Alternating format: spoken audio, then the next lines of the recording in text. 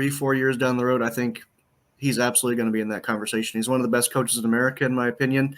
He just has to get things rolling a little bit. I think Florida State had a little bit of a culture issue in that transition out of the Mike Martin era, whereas now it's Link's culture, and I'm excited to see where they go. But right now, no. But in a few years, absolutely. This Florida State program is going to be one where Link walks into my living room, I'm committing on the spot. That's fair. I agree with you. I think that Florida State hired him to be the guy, not necessarily now, but to turn that program around, right? After Mike Martin left, there was really that lull with his son coaching. It really wasn't what they were hoping they would turn into. Florida State has never won an NCAA baseball title, which is just insanity when you look at that. But I do believe that that's why they hired Link Jarrett, was to go out there and get themselves their first College World Series title. Monty, I'm going to go to you here on this one.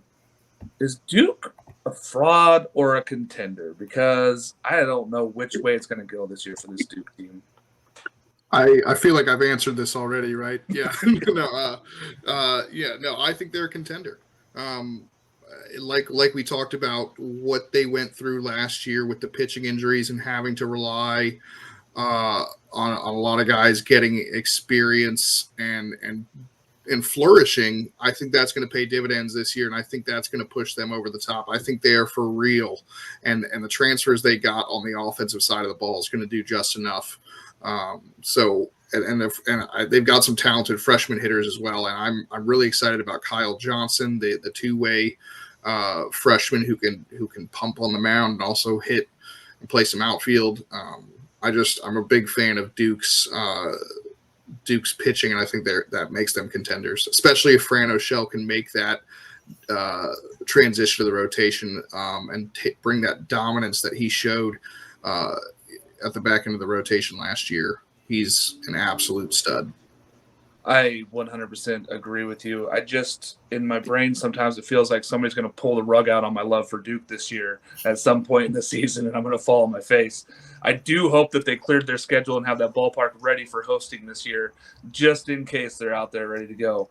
I'm really excited for this Duke ball club, but I'm with you. I think that they're a contender. I don't want to be that guy that trips and falls when somebody pulls that rug out from underneath me. AJ, Clemson has been on a roll now, right? Then they were hot last year. Do they keep this rolling? Are we too high on them, or is this really the number 2 team in the ACC? I mean, it's hard to look at them and think of them as overrated at this point. Yes, they're behind a good Wake Forest team, but Wake Forest is number 1 in this conference for a reason. But who else in the ACC would you put above a Clemson team that has so many guys who have proved it? And I think last year they were actually ahead of schedule. I think especially to start the year, you didn't think many of them were – you didn't think they'd be hosting a regional. Even, 3 weeks into the year when they're around 500, you didn't think that. And then they just go on a massive win streak, just relying on their pure talent, which they return a lot of. And now you have guys who know how to win, feel like they ended last year on a sour note and want revenge, and they entirely have a roster capable of playing the kind of baseball they want to play. It fits their style of play. They are going to be a national force, and no one's going to want to play Clemson. It's not going to be like, I want to go to Clemson's regional, like maybe Tennessee was excited to go play there. There's going to be none of that this year. It's going to be, oh God, we have to play Tigers and purple and orange. It's going to be a grind for whoever they play every single weekend. Gotcha. So we're taking absolutely no Clemson slander this year. We are fully on board on this Clemson ball club. I love it. I think it's good when Clemson's good at baseball. I think it's really good for the college baseball landscape when the ACC is talented. And I really like the direction that this whole conference is moving. Noah, speaking of national landscape, where does UNC fit in there anymore? I know we've been there to the College World Series. They've lost some titles. They've never won one either. Where do they fit now in the national landscape? The reality is that they returned some great pieces, and it's now kind of their make-or-break year with Honeycutt and Ozuna. But that pitching is just always worrisome on Chapel Hill. We saw them as a 3 seed last year. This was a team that we felt like they were a 2 seed, but either way, the committee viewed them as a 3. They were theoretically somewhere near that bubble, whether they in all actuality were or not. That's where they were ranked by the committee.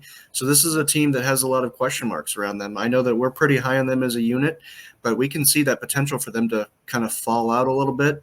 Vance has a lot of pressure on him this year to kind of rise up back to where he was as a freshman while also reducing that strikeout rate. And Ozuna is just going to hit the ball.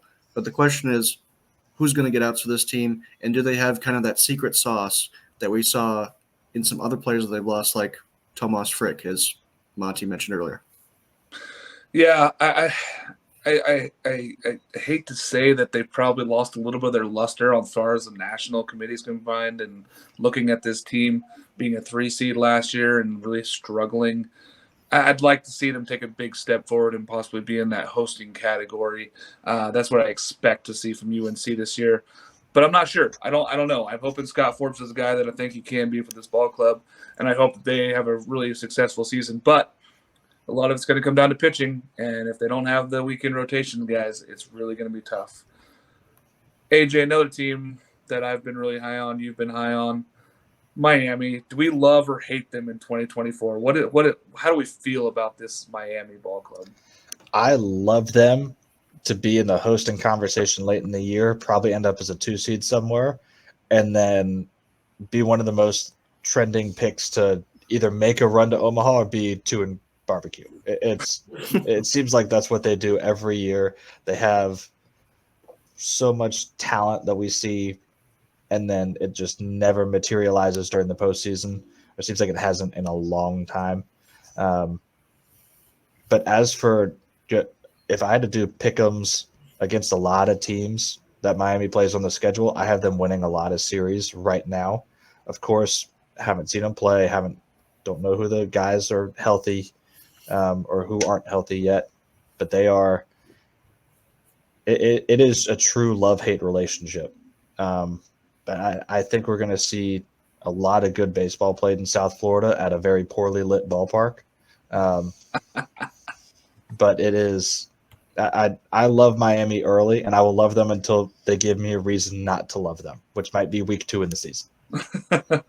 For me, it's every single week I pick them, because then they let me down, and every time I lose picks on them every single weekend. I do love this Miami team. I think that they have enough talent. Gage Zeal, if they get into the playoffs, he is a legit contender to keep this team rolling and be the Friday night ace of this ball club and really be great in postseason play. I hope that they have enough pieces. I do love this Miami team this year. I'm hoping that 2024 is the year where they don't go 2-Q in their own regional again. Monty, Virginia, are they a viable Omaha candidate, or are we still just kind of falling on the love of this Virginia ball club? Listen, I think UVA is always a viable Omaha candidate with Brian O'Connor in charge. Only Florida has been to more College World Series appearances since 2009. So you can never quite count them out. But as we talked about earlier, while their lineup is still going to be really, really good, the question is those freshman pitchers from last year coming in as sophomores, are they going to be able to take that step forward and carry this team into Omaha? And it's really just going to come down to, we see it every year, who's hot at the end of the season. If Virginia can set themselves up and finish strong, they're going to be in that conversation for Omaha. But it's a very different team from last year. They'd have to have a little bit of a different, find different ways to win. Yeah, it's like you said, those 5 freshmen are now sophomores. So they got 5 sophomores that they're going to have to mix in the weekend rotation and figure out who they're going to have and who's going to start, who's going to step up. And that's the key for this Virginia ball club, especially in the ACC, is can they get the outs? They have good, solid talent in the hitting side. They're very talented. I'm concerned about the outs. Can they get the outs? Because that's the hard part about getting to Omaha also is pitching. You have to have a pretty deep staff that's really experienced. Now, they got a lot of opportunities last year, so it's really good for them this year moving forward. I'm just kind of surprised here for this one.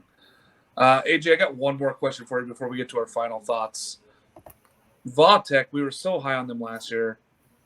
Are they just due for a giant step back this year in 2024? It kind of feels that way. I think if we look at last year was kind of return to earth for them. I mean, Yeah. they finished well below 500 in the ACC.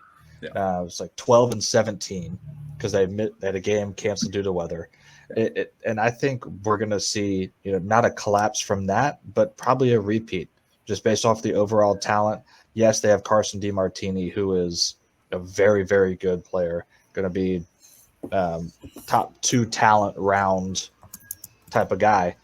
But there's just so much talent in the ACC that I think Virginia Tech is they're in a rough spot for the next couple of years, especially this year. I think you're going to see a team whose record will be above 500 overall, but the ACC will be around 12-18, 13-17, something like that. Yeah, I really wonder how this team bounces back, right? Because I just don't see it. I don't see this team being elite this year. I don't see them making that step, and they don't have the pitching to really do so. And 2 years ago we were talking about this darling Va Tech team that was out there hammering that sledgehammer into the ground and being all excited. It feels like that is gone. It feels like this is a lackluster performance again. I'm with you. I feel like this team is not where we want them to be moving forward. Everybody, I got one question for you guys here. I'm gonna let Noah start on this one here. Does Wake Forest have enough to be considered the number 1 team in the nation moving into week 1 of the season? Noah, do you think Wake Forest is the number 1 team in the club? At this moment, I do have Wake Forest ranked number 1. I will say that we sent out polls to a majority of the country, and of the results we've gotten so far from roughly 20 programs, a vast majority of them still rank LSU as the number 1 team. I personally have Wake Forest ranked higher. We just went over their tool shed that they have. The pitching is revamped. They still have all the talent on offense. I think Wake Forest is almost easily number 1. Monty, do you have Wake as the number 1 team in the country currently? Yes. Okay. No, Straightforward answer. I love it. I thought that'd be funny. No, yeah, I agree with everything Noah said. I really like what they've brought, and it's going to be between them and then somebody in the SEC. So once we get closer, I think it'll be easier for you to really feel confident about that. But right now, yeah, Wake Forest is my number 1 seed. That's fair. That's fair. AJ, do you have Wake? I know you've got the hat on. Yeah, and it does seem like it comes down to either them or LSU. But if you do just a comparison of the rosters and who is coming back, who is transferring in, and who has proven that they can succeed on that stage, I just have to give the edge to Wake Forest. It is, they have so many guys, just high end dudes. And LSU does as well, but you have Tommy White and then some guys who you're hoping build on seasons from the previous year, or guys like, Michael Braswell, who you're hoping transfer in to do something that they didn't do at their previous school. Well, Wake Forest, you got guys who succeeded at that school, or you're hoping to just come over and did what they did previous year. It is unreal what Wake Forest has on that roster. If the front 3 starters stay healthy, then I think you're looking at maybe a wall-to-wall number 1 team throughout the year. Yeah, it does come down to LSU versus Wake Forest for me. And in my mind, I really think that Wake Forest has the better starting pitching. And I think that is really what's going to push them over the edge, right? They're going to be the number 1 team because their starting pitching is just a little bit better than what LSU is going to be bringing this year. And that lineup is just a little bit better. But it's close. But I am going to go as Wake Forest as my number 1 team also when my first poll comes out. Any final thoughts here, fellas? Monty, I'm going to let you start because you're our ACC guy, residency. Any final thoughts on the ACC this year before we move into next week's season of the SEC? I mean, I talked about it a little bit earlier when I first started talking, I think, about Virginia Tech, but I think I'm pretty confident Wake Forest at 1, Pitt at 14, but then from 2 to 13, I think it's completely wide open. Even though we talked about some of the question marks for some of the teams lower on that list, I think anybody, if they can just get some of those questions answered in a positive way, can make a run. So it's wide open. The other thing I want to bring up is Jake and I, and possibly some of you guys, if you're interested, we're going to be doing ACC previews starting the first week of January, where we be deep diving for the 7 weeks, 2 teams a week going into the regular season. We'll be doing deep dives on each of these teams. So even though we discussed these teams briefly in this, we're going to be doing a lot more deep diving as we get closer to the season.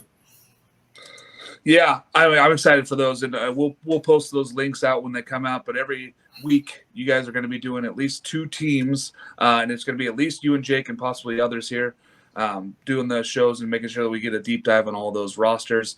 We're really excited for ACC play this year. I'm really excited for it. I mean, I don't know if this is the year they jump over SEC, but I'm really hoping that this is a year that's close again like it was last year.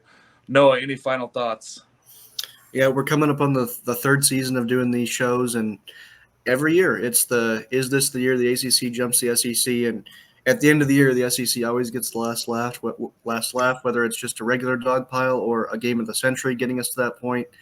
I don't know if this is the year, but I do think that Wake Forest has the opportunity to pave the way for this conference to cakewalk to a national championship if everything clicks for that team. Don't want to jinx them or anything. But it's going to be a great year for the ACC. The question is, can they get over that effect that it seems like one team wins one week and then they get swept the next? It feels like that happens tumultuously throughout the ACC calendar. I want to see some teams be consistent and say, we're going to dominate this league, even if the other teams aren't okay with that. Yeah, I think it's nail on the head right there, right? Because there's weeks where you look at a team that's second, and then they go out there and they lose to the 10th ranked Boston College. It's going to be interesting to see what happens this year, especially in the ACC. AJ, final thoughts on this ACC? Yeah, I mean, I'm just going to flip a question to everybody else. Out of the 14 teams, how many do you think we see get a regional berth?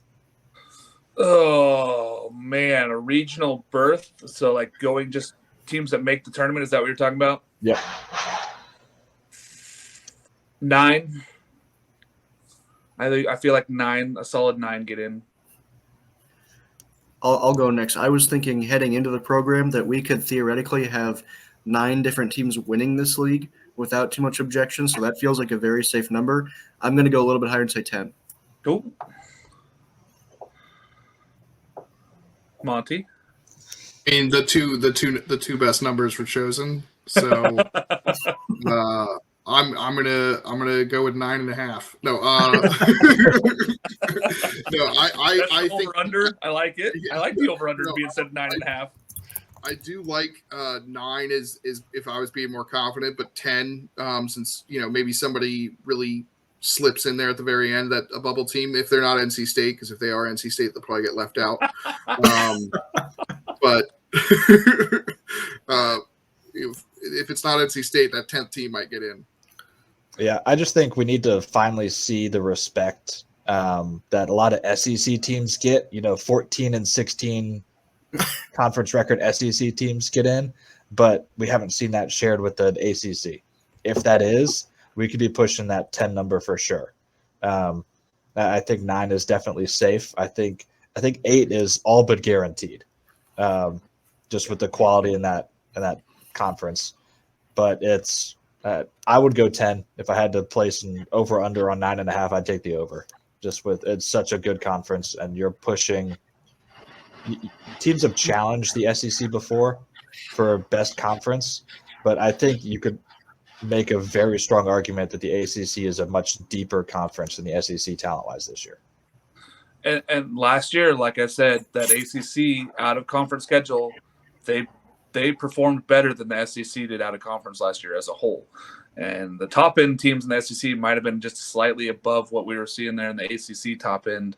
But I believe that this year it's leveled out quite a bit, and I think that the ACC is right there. I'm excited for this ACC season. I think that there's a lot of great storylines we're going to be watching. There's a lot of good transfers in, a lot of good freshmen, a lot of good returning players. So check it out. Monty's going to be doing those deep dives every week starting in January, doing 2 teams a week until the start of the season. We're really excited. Next week, we're going to be doing the SEC preview show, which I know a lot of folks are excited about, doing that SEC preview show next week. Same time, we're going to be starting that show out. Again, thanks for joining us here at College Baseball Central. I've been joined by Noah Darling, Monty Taylor, and AJ Sessions. Thanks for having us, fellas. We'll see you again next week.